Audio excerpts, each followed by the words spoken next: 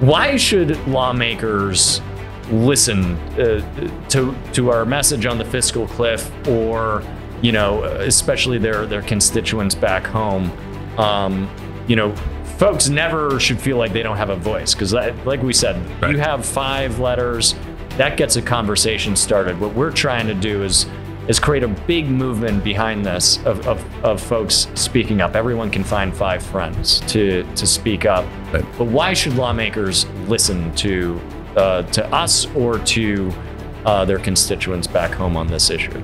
I think one of the biggest reasons why they should listen, especially now, is all you've got to do is look at approval ratings across the country. Look at approval ratings in your home district. Look at approval ratings in your newspaper. Are people saying great things about Congress right now? No. Are people saying great things about the administration right now? Absolutely not. Americans are capable of achieving extraordinary things when they have the freedom and opportunity to do so. This is American Potential.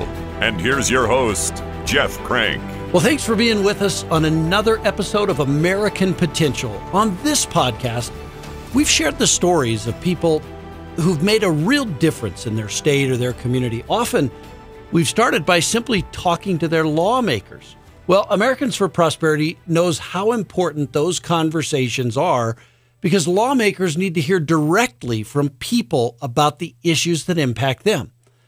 An issue that's facing America next year is the fiscal cliff. And this is the topic that Americans for Prosperity focused on while talking to lawmakers at its annual Capitol Conference. This is where Americans for Prosperity state teams fly into our nation's capital to speak with lawmakers about important issues. Now, unfortunately, I wasn't able to make it this year. So we asked others to fill in for me so we could still talk about how the fiscal cliff will affect Americans. Well, welcome everyone to another episode of the American Potential Podcast. My name is Ross Connolly. I'm the Northeast Regional Director for Americans for Prosperity. And as Jeff just said, he wasn't able to make it to our Capitol Conference this year because because of that, the issues we're talking about with lawmakers are so important that I'm filling in on the podcast this week as we're here in Washington talking to lawmakers about key issues that are going to affect the lives of you listeners back home. Americans for Prosperity understands how important it is to have these conversations with lawmakers, and that's why AFP is in D.C. this week for Capitol Conference. So how often do all of you reach out to your elected officials? Do you realize how important it is for them to hear from you? A little fact. If a congressperson receives 5 letters on a specific topic, then that will be a conversation in that office. So never think that your voice doesn't matter. When there's a bill you either support or oppose, do you make your voice heard? Do you speak up? How they vote on that bill could positively or negatively impact your life. And an issue that America will face next year is this key issue of the fiscal cliff. And you may be thinking, what is the fiscal cliff? How does that affect me? Next year, Congress has several opportunities to deal with government spending and taxes, whether it will increase government spending, lower your taxes, or increase your taxes. The impact could be a several trillion, that's a T, $1 trillion impact to Americans. And the question is, can we really afford that type of spending when we already have an enormous amount of federal debt? So today's guest with me today is Tyler Lindholm, who is the state director for one of our newest state chapters in Wyoming. And we're going to be talking with Tyler about the fiscal cliff and the impact that it might have on the people of Wyoming. So Tyler, welcome to the American Potential Podcast. Welcome back. You've been here before. So a little fun fact that Jeff always likes to focus on. I have one for you, that you're a crypto cowboy from the state of Wyoming, and that you actually bought cattle with Bitcoin. Right. Yeah, I might be the geekiest cowboy you'll ever meet. I think that's a high probability. And I bought several Specifically show cattle. So my kids are into show cattle, and it's a big thing out west, and a lot of the areas of the Midwest also. And so I use it as a means by which I could essentially orange pill, fellow ranchers that I'm buying these cattle from with Bitcoin. And it's always on the explanation. This is what your wallet is. Hold it. It's a long-term hold kind of asset, and it's been successful. So it's like a financial lesson while you're selling cattle. It's a financial lesson, and then on top of that, my wife doesn't really know how much I've spent on these fancy show cattle, which is good for me and the kids, not so good for her. Well, that's important. Do you ever have the conversation with the buyers about how America's fiscal future is at risk? You should buy Bitcoin? Yeah, absolutely. And so I use it as a modality to essentially open up a lot of other conversations, right? On top of the fiscal cliff situation and how inflation has impacted the U.S. dollar. I often tell people, your house isn't worth that much more. It's really not. Your currency is worth that much less at this point. And that seems to resonate with a lot of folks, especially when they're at the grocery store, what have you. Well, before we get into some of the fiscal cliff issues, one of the reasons why we're here in Washington this week is celebrating Americans for Prosperity's 20th year anniversary. We've been around for 20 years, and you're one of the newest state directors on the team. With AFP being around for that long, when did you first hear of Americans for Prosperity? So I've known about Americans for Prosperity for about a decade now, always from a seat of jealousy. I'm a recovering politician. I did that for 6 years, from 2014 to 2020. And I knew about Americans for Prosperity then. And I was always kind of jealous. Like, why aren't these guys in Wyoming? Right? I saw them down in Colorado, and I always kind of figured, well, they've got Democrats in Colorado, so maybe that's part of the gig. We don't have Democrats in Wyoming, or at least we've got very few.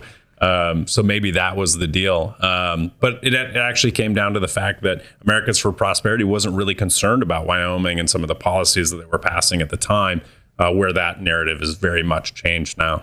So what made you decide that you wanted to work for AFP? What drove you to becoming the first state director of the Wyoming chapter? Well, it's actually kind of a funny story. It was actually a trap.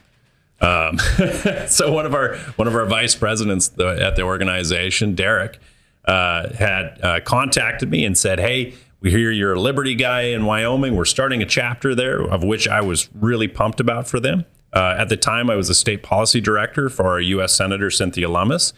And Derek had asked me to meet with him in Cheyenne and bring a list of names of people that might qualify or be good for that position. So I met with Derek in Cheyenne. I had this big, long list about why each one of these individuals were great. We met and sat down. And the whole time, I'm going through my list for Derek about why this person's great or that person's great. He's just like looking at me. Just staring at me. He's not writing down anything. I put a lot of work into this list, so I was getting a little bit ornery about it. And eventually he says, "Yeah, I'm not interested in your list. I came to Cheyenne to see if you'd be interested in the gig." And so that kind of caught me flat-footed, and I asked him some questions about the job, and it sounded like a really cool job, like something where you can actually create something, where you don't have all these bureaucratic barriers in place. And so after talking with my bride and then meeting Jeff Crank, I decided, boy, this might be the place to be. Jeff Crank always has a way of convincing people to come around to things. And I think, so one thing, recovering politician, as you said, what, from that perspective of being a politician, sort of separates AFP from other groups, of being in the position as an elected official? Did you ever receive, some of our activists engaging, telling you to vote a certain way? What sort of separates us? Well, I guess, as we say in Wyoming, what comes down to the nut cutting on this deal is AFP activists and AFP staff, when they come to the table, it comes with a lot of knowledge, right? Nobody's going to that table not having studied, not knowing the issue. and those types of things. So for me, I learned a lot from some of those grassroots activists.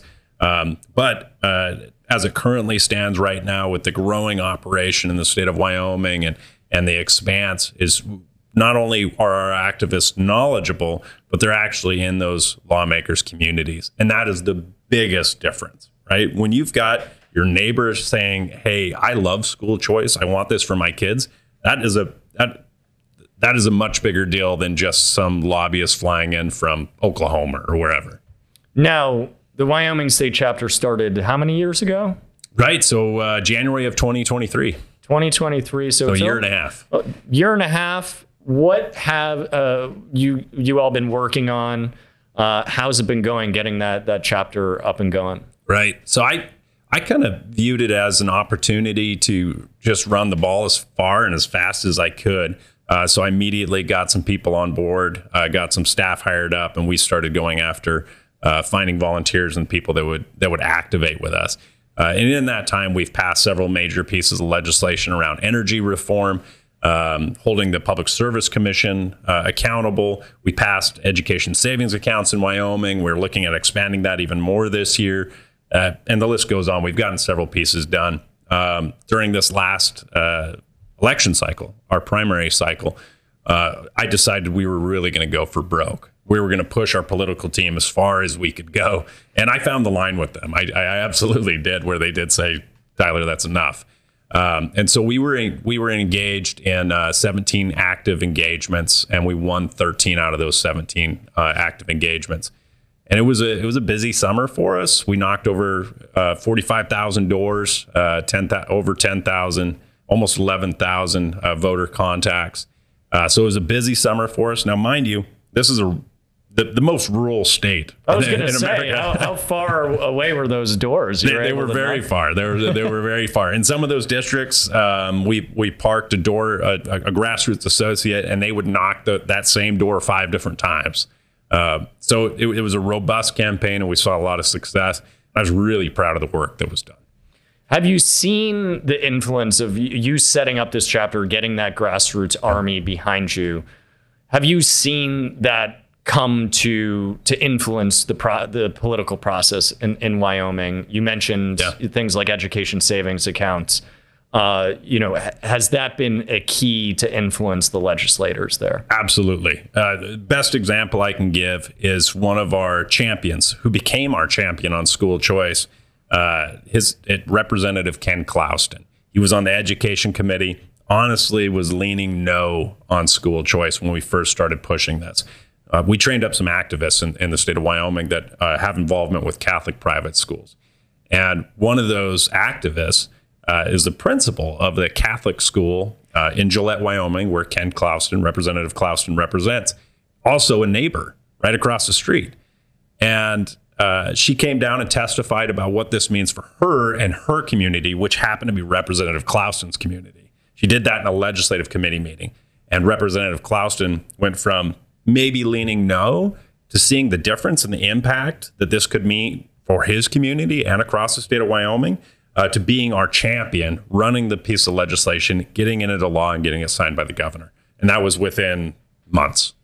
And that's the power of grassroots and AFP coming into a state. I've been watching your work from afar, and I've seen just an incredible, how over the past year and a half, just a standout state chapter passing some incredible stuff. I would like to pivot now towards why we're here in Washington, right? Going from your nice fiscally managed state to Washington, D.C., where things could be better on the fiscal front. And we're here this week really focusing on what's called the fiscal cliff. And for listeners back home, this is going to be the issue. No matter what happens in the election, this is going to be coming up in December. Some of the key items, the Trump tax cuts of 2018, things that have been super impactful on the fiscal situation of the country, but also that giant, what are we up to, $35 trillion federal debt on the spending side, a lot of spending bills coming forward. So which part is most important in your mind of what we're focusing on this week in Washington? For Wyoming specifically, it has to be the Trump tax cuts, and it specifically around. We're currently sitting in this fiscal situation where we've got all this mandatory spending that's taking place, and that's coming up on the same time that we're expiring the ability of businesses to be able to operate in an efficient manner where they can deliver that product reduction in price directly to the consumers. And so when that expires, it is a hidden tax that will hit every Wyomingite. And every Wyomingite that is hit by these hidden taxes that they're already being hit by in some cases, such as inflation, that's just going to double down the impact on what they can actually be able to buy for their own families as far as food and clothing and those types of things. So that's a huge aspect that we're definitely focusing on when we're talking with our federal delegation. I mean, it's a very good point that Americans are struggling under the weight of Bidenomics and inflation. Right. Not being able, a lot of families I talk to having to choose between taking that vacation or staying home because the grocery prices went up. What do you think of the possibility of taxes being raised during an inflationary time like we're in right now? Right. Well, and so you brought it up, Ross. When we talk about the average American family that's deciding on whether or not to take that vacation, to do that extra thing, Wyoming depends on tourism. It's through the roof, one of the biggest deals for us. We have the first national park. We have the first national monument right there in the state of Wyoming. And we depend on that tourism revenue. Now, all of a sudden, we've got the federal government telling everybody, hey, things are going to cost a little bit more. What's the first thing that's going to be cut by American families? It's going to be that vacation. Maybe you're not going to Wyoming now. And that extends throughout the year for the state of Wyoming. We have a huge hunting population that comes into the state of Wyoming. We're going to lose those guys too. Those guys are gone. The summer families that are going to be coming to Wyoming, they're gone too. And so what does Wyoming do in that situation? Super tough. It's putting Americans in a very tricky spot. And, real quickly for listeners that might see the other side's claims about greedflation and things like that, what actually has caused inflation? Right. So when we look at inflation, $6 trillion printed in just the last couple of years in new spending, $6 trillion. It's simple economics. When you add that much amount of money into an already existing ecosystem, of course it is going to drive the cost of things because it has to. This is the same thing Zimbabwe did at a micro level compared to Zimbabwe, but you can even go back even farther to the Weimar Republic. When we look at fiat currencies and how they're handled by the federal government, we have to be mindful of the fact that because it is a fiat currency that is not tied to anything other than the good faith and credit of the government, right? By the central government. So if the good faith and credit of the centralized government has fallen apart and is no longer being trusted, of course you're going to see inflation. And you've got these hidden taxes that are also included as part of that inflationary environment. And so what can we do as Americans to put the stop and put the brakes on that? We actually have to tell our elected officials enough.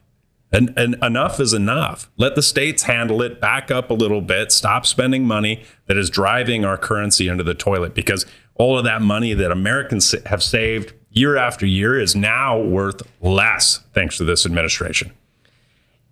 $5.5 trillion they spend that drove a lot of the inflation that we see on grocery store shelves or gas pumps, or really anything in America. I haven't seen much that is the price has gone down. Right. And that's been driven by that government spending. Talk about the need, with this fiscal cliff, there is a big spending component to try and rein in the federal government's reckless and wasteful spending. Right. Talk a little bit about that and how we're focusing on that this week to really get Congress to be like the average American family and have to live within their means and actually have a budget that is responsible. Right. Well, so for me, it's a two-part situation that the federal government has. Not only are they passing these huge spending bills, But the huge spending bills are a bad joke unto themselves. I mean, if you look at the EV program that they put out, I think they put in 2 charging stations across the United States,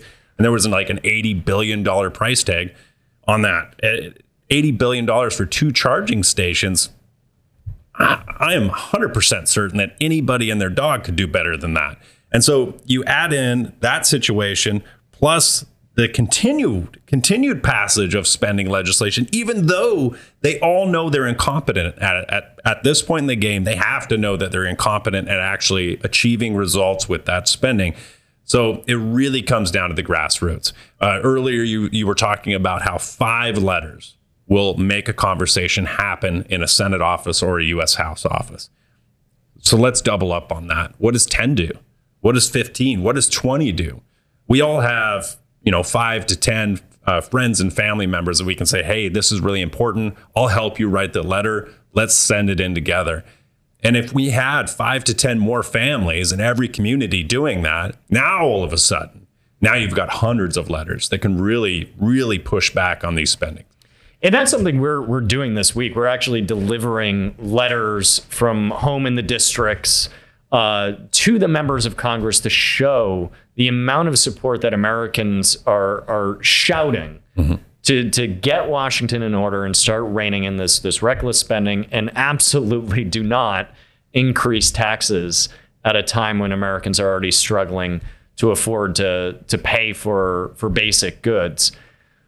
Why should lawmakers listen to our message on the fiscal cliff, or especially their constituents back home?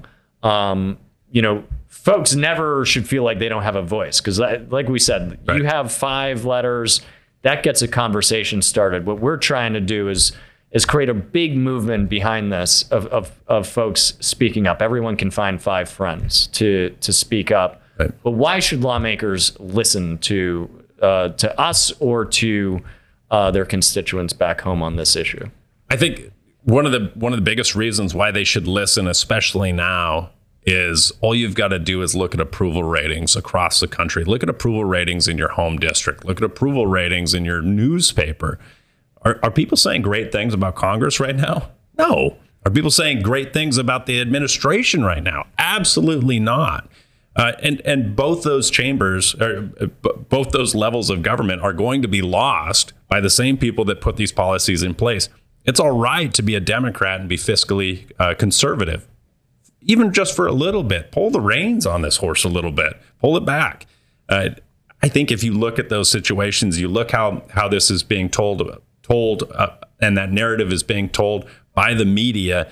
Even the media on the left is pulling up a little bit and saying we've gone too far. And so for me, I think it's about their jobs. Do you think the wasteful spending is at an end? They've finally realized that that's what has caused inflation? I go back to a couple years ago, when the first years that President Biden was in office, they were pushing a $4 trillion spending bill in the Build Back Better agenda. Can you imagine how much worse inflation would have been if we had passed that and done what the administration wanted, if it wasn't for 2 Democrats, Joe Manchin and Kyrsten Sinema, voting against it? That would have been the law. Do you think that we're at the stage where the wasteful spending is over, or should constituents and folks back home still be focused on holding folks accountable and paying attention to those spending bills? Folks back home should be terrified, because if these folks win re-election, if there's no punishment that is handed down for this act of inflation, these hidden taxes that have been put on them, they've all been paying for at the grocery store and at the gas station. If there is no punishment handed out, they will come for more.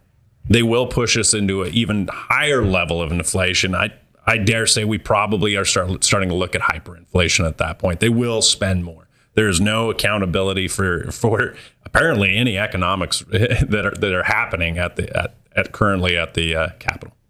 Well, the message is, if you're not involved now, then I don't know what would get you involved, because these are huge issues that every American should care about, and you can make a difference. You can speak up, and you can put pressure on your member of Congress, at the very least, to make sure that they rein in this wasteful spending, make sure they continue the Tax Cuts and Jobs Act from 2018 so that taxes aren't raised.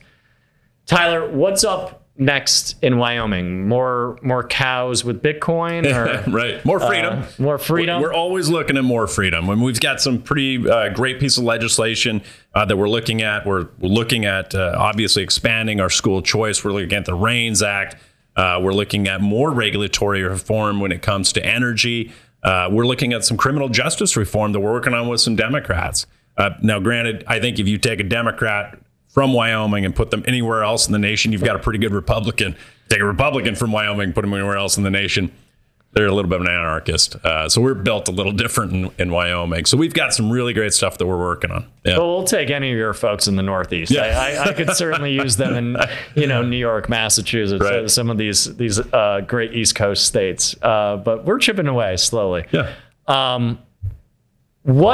How can folks first learn more about your state chapter, what you've been working on in Wyoming, and then how can folks find out more about the fiscal cliff and maybe take action, send their member of Congress a letter? So specifically for Wyoming, we've got our website, cowboysforprosperity.org, and you can go on there and sign up and check out what we're up to, check out our events. We'd love to see you there. We'll be tailgating at the University of Wyoming throughout the fall. Go Pokes.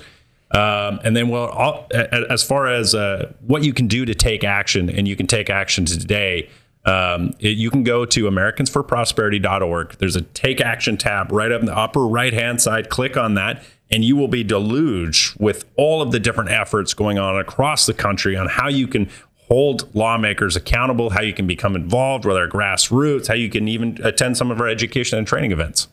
That is americansforprosperity.org. Top right is the Take Action button. Do not forget to do that. It's simple, easiest thing to do. You just a couple clicks of the mouse and you will be sending a letter to your member of Congress or your state rep on a host of issues. I love the Cowboy website. What was it again? Cowboys for Prosperity. Cowboys for Prosperity with the crypto cowboy from Wyoming. That's right. Tyler Lindholm, thanks so much for joining the American Potential Podcast. And folks, liberty and freedom are easily taken for granted. Don't take it for granted. Go out there, defend freedom and liberty, and thanks for joining for another episode. Thank you for listening to American Potential. You may listen to more stories from Americans working every day to expand freedom and opportunity in their communities by visiting AmericanPotential.com.